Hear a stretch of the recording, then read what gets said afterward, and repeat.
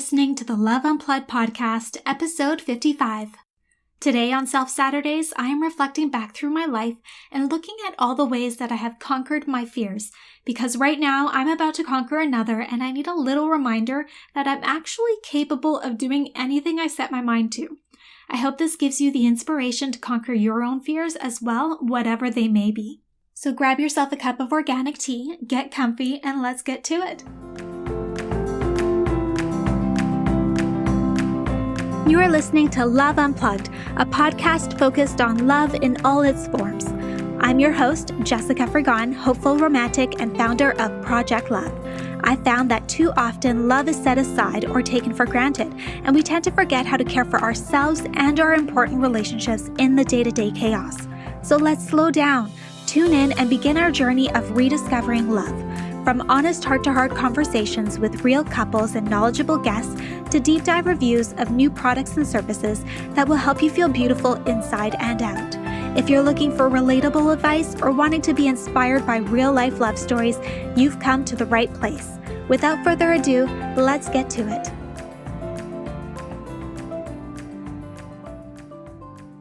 Hello, loves. Welcome back for another heart-to-heart chat with me for my Self Saturdays series. I'm so happy to have you guys back with me. Today I am diffusing a new oil. It's lavender from Vitruvi, and I'm loving it right now. And I am drinking, which tea am I drinking today? Oh, it's Me Time from Whoosh.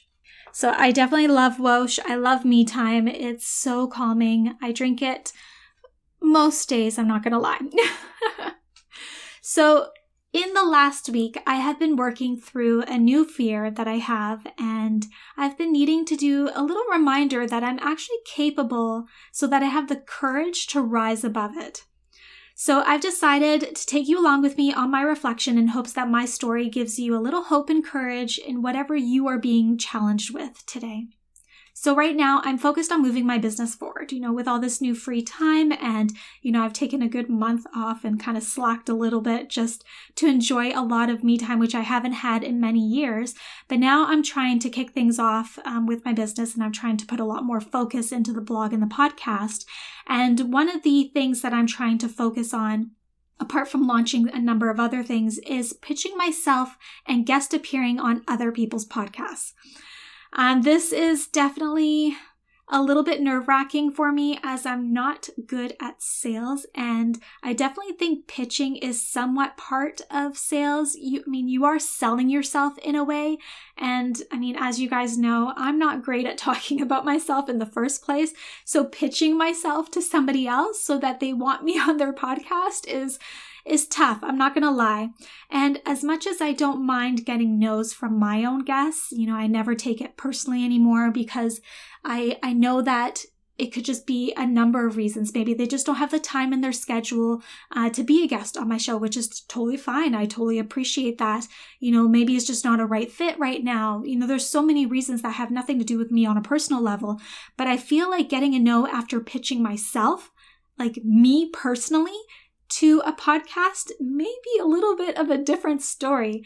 It's definitely something that I'm going to need to be aware of and to stay on top of so that I continue to have the right mindset around getting no's, regardless of whether it's me pitching or me getting a no from asking somebody to be a guest on my podcast. But really the biggest fear is being put on the spot. I like to be prepared for questions, as when I speak into a microphone, I get nervous in general. So I feel like having that preparation, having the questions already there, maybe having some talking points really helps, because I found that my brain actually disconnects from my mouth and I start to ramble. So it honestly feels like this happened before, where I was actually in a presentation in front of a large group, and there was a microphone, and I had a video camera on me as well. And because of the video camera, my ears went red, of course. And I could actually feel myself coming out of my body, looking down at me, talking and thinking, what are you even saying? You make no sense. Like, why did you just say that? Oh my God, you sound like such a dork. Just stop talking. Stop talking now, please. yeah, it was one of those moments. It was pretty funny. I got through it and I powered through. And I mean, some people said that I did totally fine, but in my head, it was just an epic fail. But anyways, I have a very structured guest experience with my own podcast. I like things very organized and making sure that it's a very seamless process for them and they have everything that they need to feel well prepared for the episode, things like that. And, I make sure that, they have questions that they can prepare for in case, they're like me, where they need to have those talking points in front of them to make sure that they get everything that they want to articulate out properly. But not everybody is the same as me, and not all podcasts are organized and structured the same way as I am. So I'm worried about the unknown. I'm worried that, are there going to be predefined questions, or is it going to be more on the spot and they're just going to randomly ask me whatever comes up as we're talking?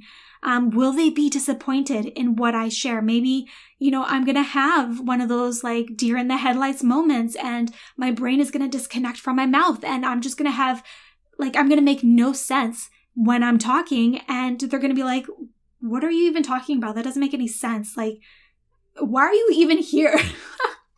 I know that sounds ridiculous, but another one that I have is what I'm going to share valuable enough for people to hear, for their community to hear, and for you guys, my community, to hear, because you guys are investing your time, which to me is so important to keep in mind because time is so precious.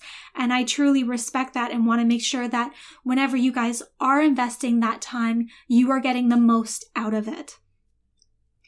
And then there comes tech aspects, right? Like for me, doing a podcast interview in person is just so easy because the software that I have for in-person interviews, I've only had an issue with it once, but I know how to use it very well. And generally everything goes super smooth. The setup takes me like 2 seconds to do, and there's no problem. There's no relying on internet connection or anything like that.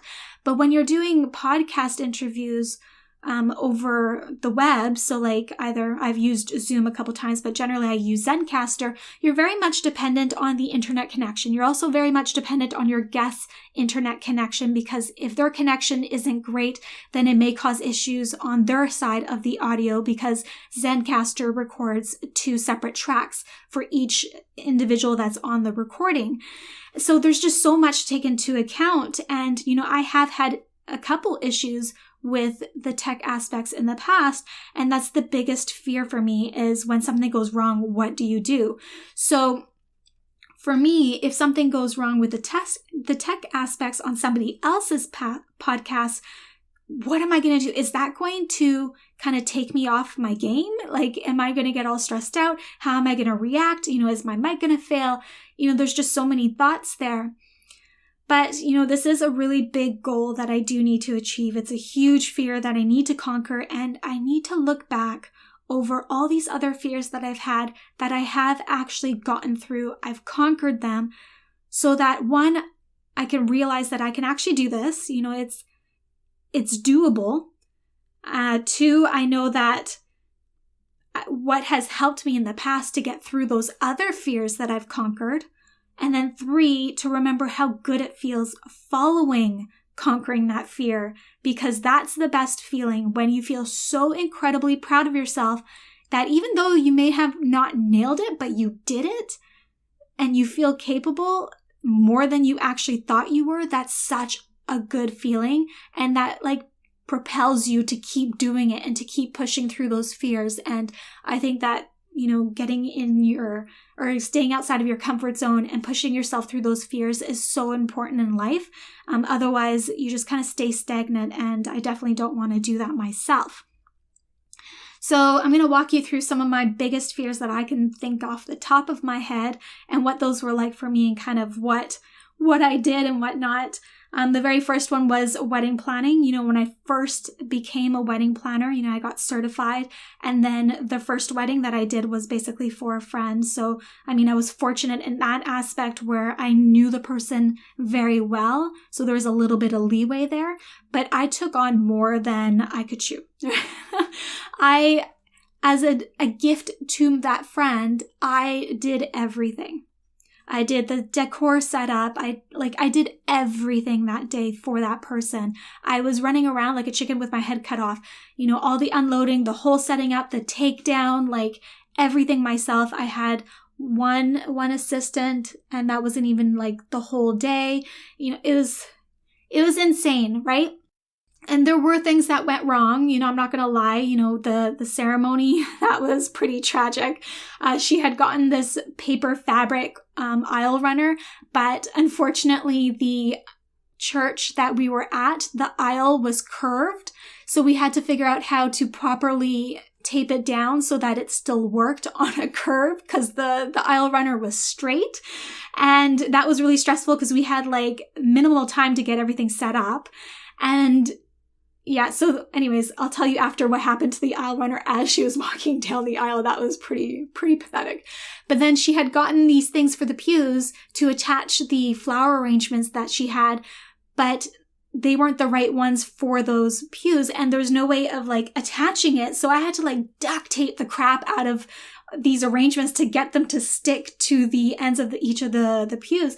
And that was a nightmare trying to figure that out. That was very stressful. And I had people watching me. Like I had guests actually like arrive super early thinking that, oh, we're going to help out. But really, you know, some people just kind of stand there and watch. So that was kind of interesting. And yeah, so then we had to rush back to the ceremony or to the reception site right after the wedding, the ceremony. And there I was like running like a mad woman to make sure that all of the tables were set up. And it was a fairly big wedding. Like there was a lot of tables. It was a lot to set up. But then the caterer comes out, who was a very high maintenance caterer. And they're like, we don't have any serving spoons. We need serving spoons. And I'm like, okay, well, you were supposed to come with that yourself. And the only spoons that we have are the ones that they need to use for like coffee and tea and the ones on the tables. So I'm like, what the heck are we going to do? So then I had to get a friend to drive all the way out 45 minutes to this catering company that they were friends with to go pick up a bunch of spoons for serving and then bring them back in time for the reception. Like it was just one thing after another that night. But looking back, what really helped me kind of get through was to just focus on the thing at that moment, not to look at the big picture. I had to take it one thing at a time and just stay focused on that and resolve that issue and take a moment to breathe, not to react right away, step away, think logically and be like, okay, this is what I'm dealing with now. What can I do about this?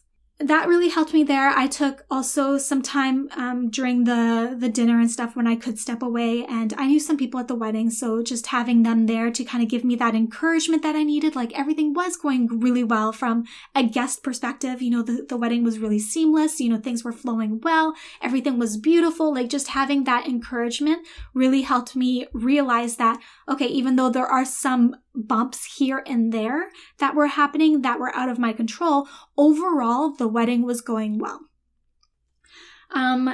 Back to the aisle thing. So just to give you guys something to laugh about, which, I mean, the bride wasn't too upset about this, so don't be thinking that it was a huge disaster. But she was walking down the aisle and her heel, I guess, had a snag in it or something, or like was one of the edges of her heel was maybe a little too sharp or something, but she kept pulling the fabric aisle runner down with her. So as she was walking, the aisle was like scrunching behind her, which was not great for photos, unfortunately. But anyways, so that's one of my biggest fears that I conquered way back in the day. And, you know, wedding after wedding, I got more used to the things that would come up that were just uncontrollable. And, you know, I dealt with them on the spot, and it just got easier and easier as I got used to I started exercising that muscle of being able to handle things that come up in that moment. You know what I mean? Like I didn't have any ability to prepare for it. It was kind of an unknown thing, but being able to handle those in that pressure moment and staying calm and collected and being able to think clearly and just to move forward and to really prioritize, you know, is that really important? Does that really matter? Is that going to make a big impact to the overall experience that the bride and the groom and the guests were going to have? Yes or no, and then deal with it. The other one that I had was traveling by bus. I don't know why I decided to do this, but traveling by bus through Canada on my own at 16. So apparently I wanted to save some money. This wasn't the brightest idea, to be honest. And take the bus because I wanted to go visit my family in Quebec, because I don't know if you guys know this, but all of my family lives in Quebec aside from my brother and my mom here in Vancouver. So I decided to take the bus because that would give me more spending money when I got there, because keep in mind I was 16 and I was just working a part-time job, things like that. And it was okay. I mean, back in that day, I didn't have to worry about really creepy people on the bus that I should be terrified about. It was more safe than it is nowadays, I feel. But one of my biggest fears happened, and I have nightmares about this type thing. And I still have nightmares about what happened. It was kind of scary for me, but I hadn't been sleeping very well on the bus, because obviously sleeping on the bus is not fun, right? Like, you can't lay down. The seats don't really recline. Luckily, I had, the seat next to me was free, but sleeping kind of scrunched up like that is not comfortable either. And anyways, we get to this little town that I swear was like the smallest town I've seen. It basically had the bus stop and then maybe a restaurant, and that was it. Like, I didn't even see any houses nearby or anything like that. It was like middle of nowhere, and we get there at midnight. And I was exhausted, and I'm sitting there. Everybody unloads off the bus because there's one group of those people were going to continue on that same bus, and then half of the bus was going to jump onto another bus to go to Quebec. So the one that I was on was heading to Toronto, and then the other bus that I was going to be transferring onto was heading to Montreal, which is where I needed to go. So I'm sitting in the bus terminal with all of these people. There's 2 busloads full of people in there, and I'm reading my magazine, and I'm exhausted. It's midnight. I'm by myself. I'm tired as heck. I don't know if I was just not paying attention. I don't know what was going on. They made an announcement. It didn't click into my head, and my bus leaves with all of my luggage. And I realized this as the bus is leaving, that the people that I knew were going to Toronto were still there, and people that I knew that were going to Montreal were not. And I was like, oh my God. I'm like, I don't even know what to do, because my tickets are for the other bus. So are they even going to let me continue on the other bus? Is the office in this little town opened for me to transfer my tickets? Like, I had no idea. I didn't know what to do. I was young. I had never experienced anything like this. It was midnight. There's no hotels to sleep in. And the last people that were in this bus stop were about to leave on the Toronto bus. So I had to move damn freaking quickly. I also had to make sure that I phoned my family to let them know not to pick me up at the Montreal bus stop, because I wasn't going to be there and I didn't want them panicking. So I'm like crying like you wouldn't believe, because I am literally panicking at like late in the middle of the night in this town that I don't even know where the heck I'm at, and I'm by myself, and I only have so much money because I'm young. But anyways, so they got me transferred onto the same bus. They reprinted all of the tickets. Fortunately, they were closing that office in 5 minutes, so I had just gotten there in time. I made it onto the bus without any of my luggage, of course, and they were now moving me to Toronto, and then I had to transfer again to take another bus to Montreal, which delayed me by 10 hours, which isn't too bad looking back. But I swear on my life, like, it was the most pathetic thing ever. I had just like my little bag with me, and I had a face rag in there, or a face cloth, rag. I had a face cloth in there for washing my face and stuff like that. And I just sat there in my seat and I cried like from the bottom of my heart, crying, because it was just the most terrifying thing to go through for me at that age by myself, and not having a cell phone or anything like that either. And the bus driver felt so bad for me that he actually came and sat with me, and he was like, it's going to be okay. Everything's taken care of. And, having that encouragement was really good. But, at the end, looking at that, I was like, everything's okay. Everything worked out. I was able to get to that ticket office, and I was, even though blubbering like a baby, they understood what I was talking about, and they helped me out. I got onto the other bus and I still powered through, and I made it to Montreal. As soon as I got to Toronto, everything was good. I was feeling good. I just needed to have a good cry to let out all those emotions, which I think is super important. Never, ever push it down. Always just let it out if you need to cry. That's such a good relief or release of the emotions that you're feeling. And yeah, it all worked out. I didn't take the bus back. I took the plane because I didn't want to do that again. But that's not the only time I've taken a bus across Canada. I've done it multiple times now. So that's definitely something that I conquered, and it's definitely a fear that I have no longer any issues with. I've traveled across Canada by myself, even through a plane. I've gone to Turks and Caicos by myself. I've gone to Hawaii by myself. I've gone to Las Vegas. I've done many trips by myself now where that was like the biggest hump that I've had to overcome, and everything else just kind of flows a lot more smoothly for me, and I'm able to deal with it on the spot if something does come up. And then the biggest one that I can think of off the top of my head was when I became like a project manager at my previous job. That was a huge role. There was nobody in that type of role, which worked out really well because there's no expectations really at the beginning, in that company that I worked for. It was a lot of work. It was a lot to learn really, really, really quickly. A lot of the aspects of each department and all the processes that they did and how things would impact them and, all those types of things, systems and everything like that, so that you fully understood the project that you were working on and what you needed to do and how you needed to roll it out and the impact that it would have on the company and the departments and employees and change management, things like that. But the biggest aspect of that was something that I had to work through quite quickly, was running project meetings virtually with multiple companies involved, which included managers and executives that I didn't know. And, at my level, talking to executives and like managers and directors and operations people and whatnot who had so much knowledge, it was a little bit intimidating, and not being able to see them face to face and having to do everything over the phone, and to be able to take notes and really kind of run the meeting and stay on top of things and keep everybody on target and whatnot, and understand what they're talking about, so that I'm able to properly document it and whatnot. And they're all seeing this. They're seeing me type on the screen because we're all screen sharing, right? So there's no hiding if I have no idea what people are talking about. So there's a lot of pressure in that role, in being able to kind of own it and take charge and show leadership and show that I'm able to pick up things quickly.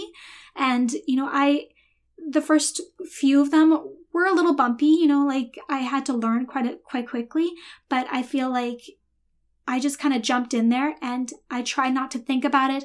And I really just kind of tried to keep it light, right? Like I didn't want to put myself in that position where I was putting all the pressure on myself to get everything perfect. I knew that I didn't know everything, and it was okay that I wasn't an expert in everything, and it was okay to ask questions if I didn't understand what somebody was talking about, or if I didn't know who had just said that because I didn't know them.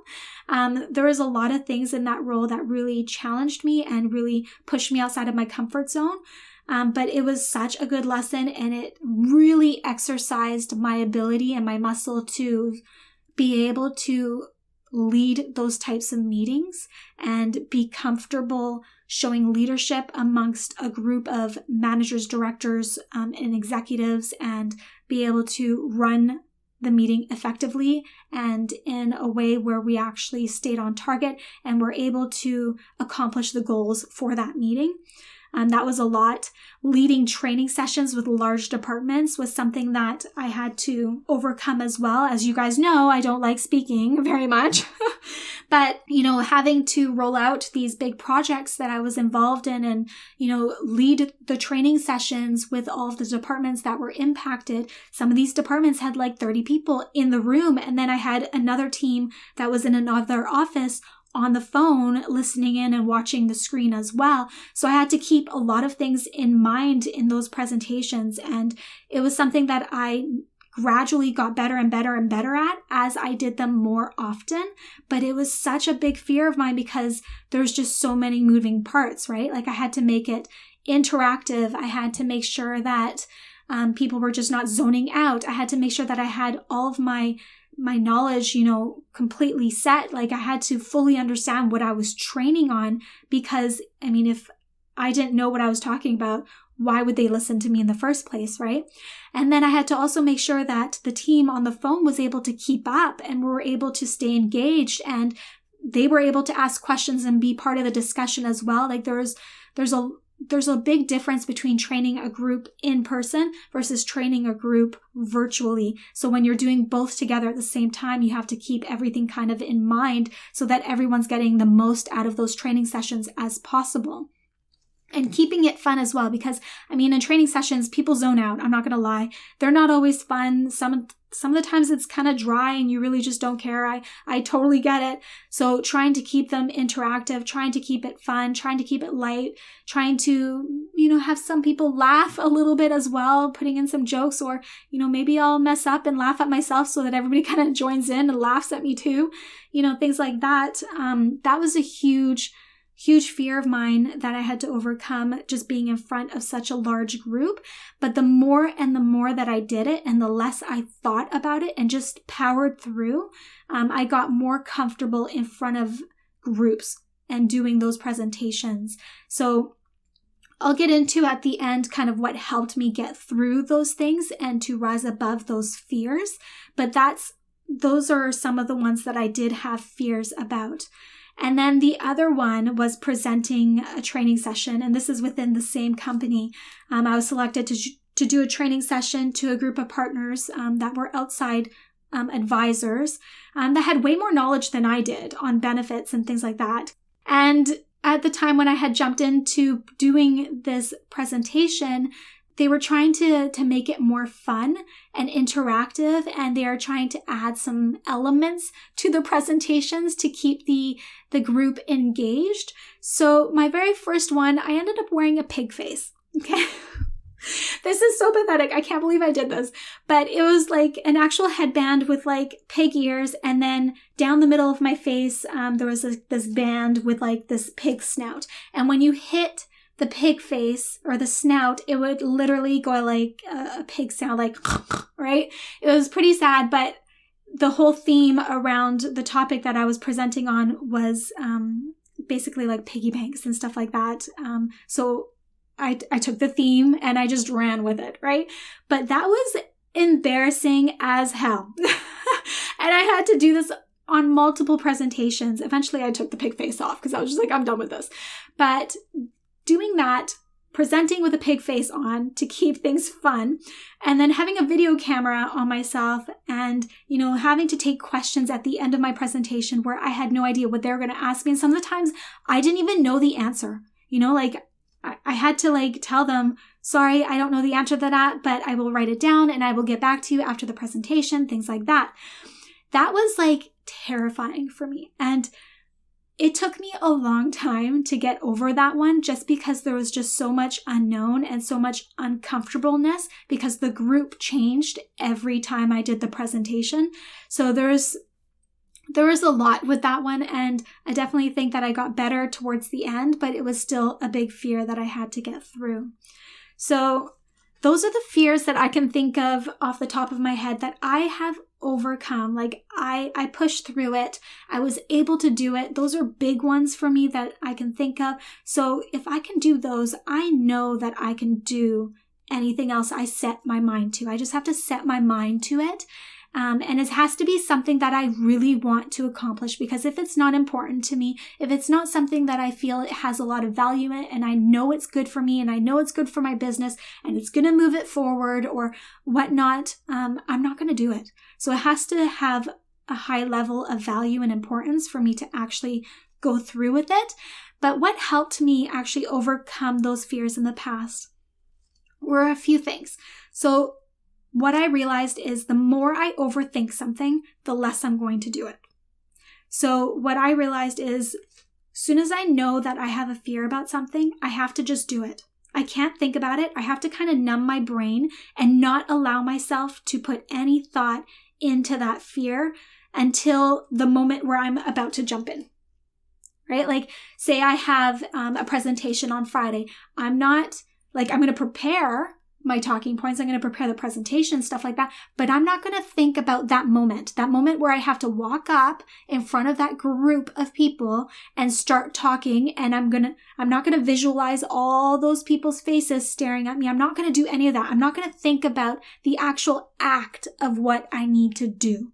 I'm going to think about everything I need to do, prepare, but not what is actually going to happen. What I also did in the past was I would write down exactly what I'm afraid of so that I can pinpoint it. What aspects of this fear am I really afraid of? For me, with all of these presentations, you can see as I was kind of talking, the majority of what I just went through was basically presenting, talking in front of people, talking in front of groups of people, things like that. Basically talking, which I'm doing a lot of today. But anyways, I would pinpoint exactly what my fears were, and then I would look at them and really evaluate, is this really like something that I should be afraid of? What could go wrong here? Is this such a big deal? Like, am I making it out to be bigger than what it actually is?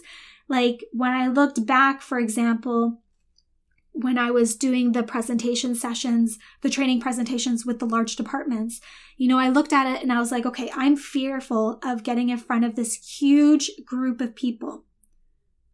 But then when I wrote it down and I started analyzing it and being like, okay, but really, I know all these people. I work with them day to day.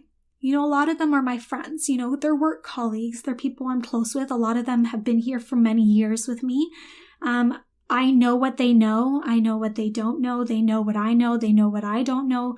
We work together really well. They're all very supportive. They're not going to judge me. They're not going to make it difficult for me. You know what I mean? Like, they're not out there to make the experience really bad.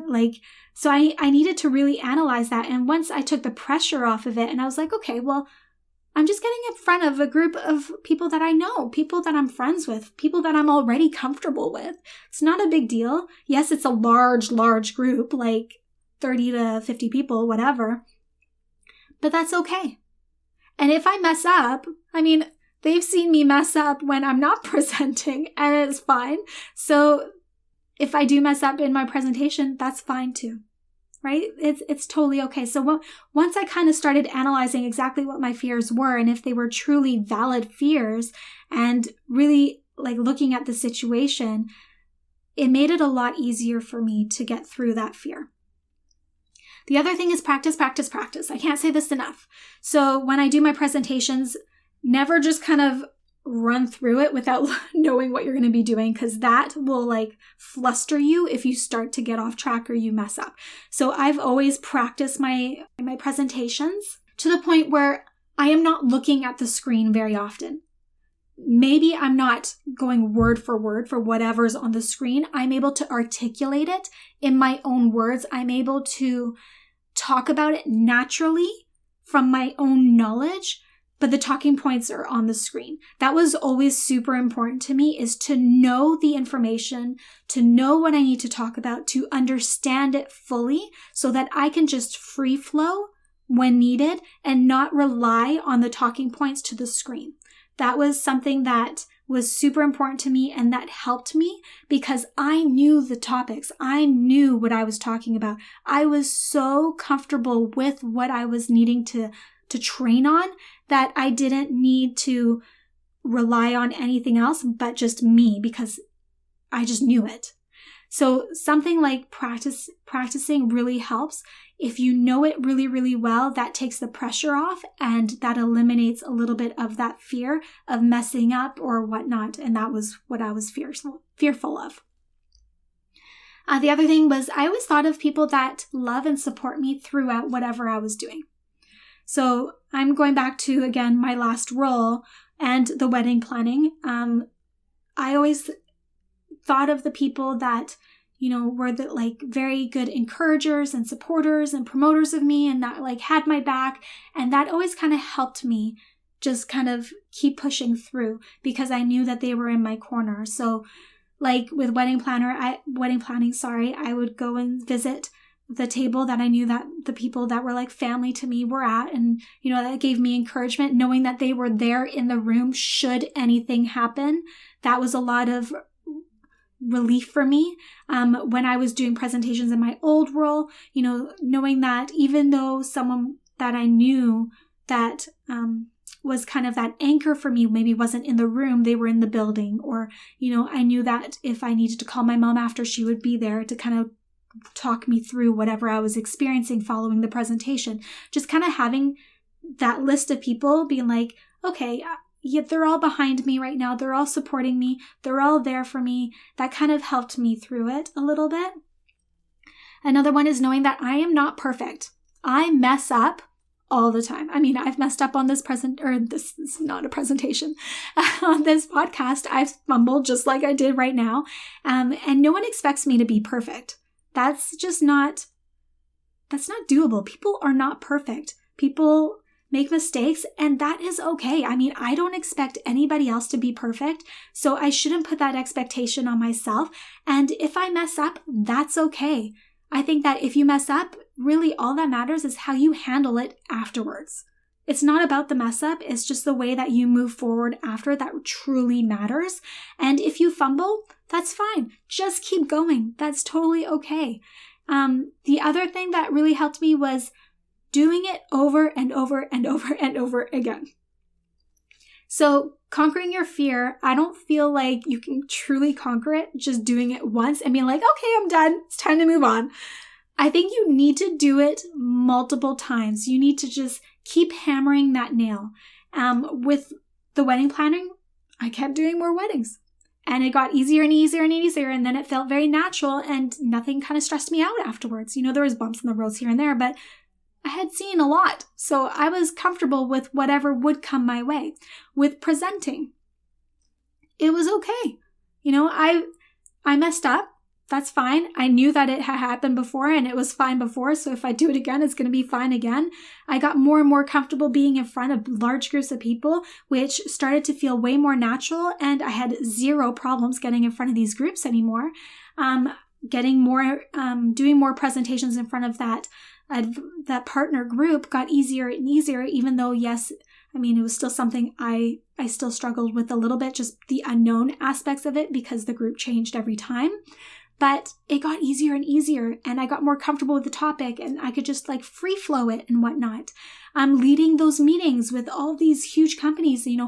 As my projects continued throughout the years, they got bigger and bigger, and more companies became involved in them. And it just got easier and easier to take the lead on them and to manage such large projects with so many companies.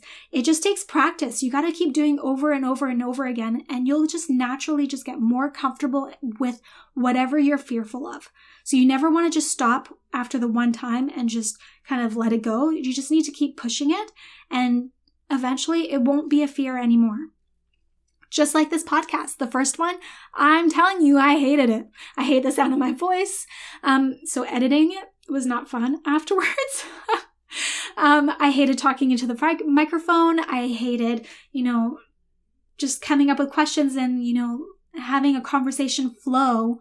Not really like unnaturally, but it's not like a conversation where you're just talking with a friend. You're talking with someone that you don't really know. You're having to keep that conversation flowing. You're having to probe with questions, maybe ad hoc questions that aren't part of the structured interview because they brought up something that you really want to dive into. So it's like being on the spot a little bit more than normal.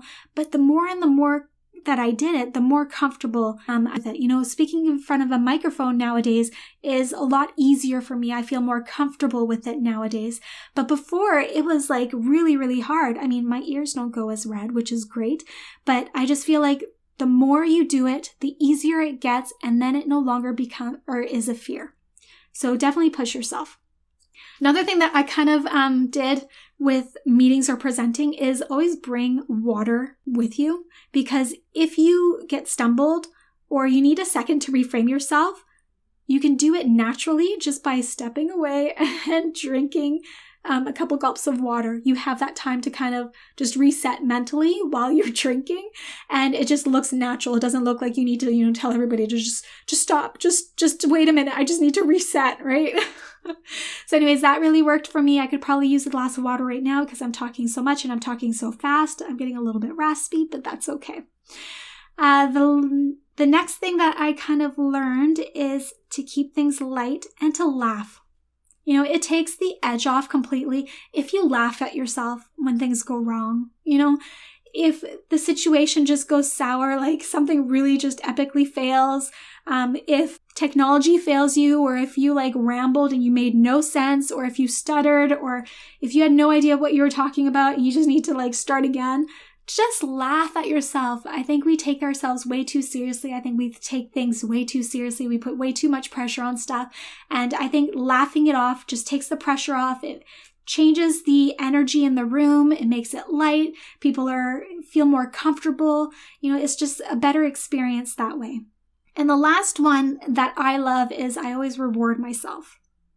So whatever that may be, it could be anything, it could be variable things depending on different situations and the mood that you're in and what you need that day. But always reward yourself for something that you've achieved, whether it's a fear, whether it's, a goal, anything like that. I think it's so important to celebrate these milestones, these achievements, these fears that we're overcoming. I think it's so important. I don't think we do it enough. I think we're constantly just focused on the next thing and then go, go, go all the time, that we don't take that time to truly appreciate how far we've come, what we've done, what we've accomplished, and where we're at now. I think it's so important to take that time to do that. But yeah, those are kind of my tips. That's kind of what helped me throughout the many years that, I've experienced these fears that I've overcome. And I kind of hope that you guys have learned something from my experiences. I hope that you can apply it in your life. But I would like to know, what are your fears? What is something that you're trying to overcome right now? So if you want to leave a comment on the episode, or even just send me a DM on Instagram. Let me know what that is. I'd love to hear from you guys. I'd love to help you with any suggestions that I might have to help you through that. But really, I just love, feeling connected with you guys and sharing my story, but also hearing your story as well. So if you do want to connect with me, head on over to Instagram. My handle is Project Love Co. and send me a DM. You can also connect with me through my website at www.projectloveco.com, where you can also sign up for my love letters. I'm going to be sharing a lot of new things that I'm going to launch in the near future, and I'd love for you guys to get the first notices of those. So I hope you guys have a wonderful Saturday, and I hope you guys take some time to invest in yourselves and to conquer those fears of yours today. I'm Jessica, and thanks for tuning in today to Love Unplugged, the podcast. If there are any questions or topics you'd love answered on the show, head on over to www.projectloveco.com and share your request with me. If you haven't yet, go to iTunes and subscribe, rate, and review this podcast and share it with a loved one. Your feedback means the world to me, and the community we've created is what fuels our discussions here. After all, this is all for you. Join me next time for another unplugged conversation.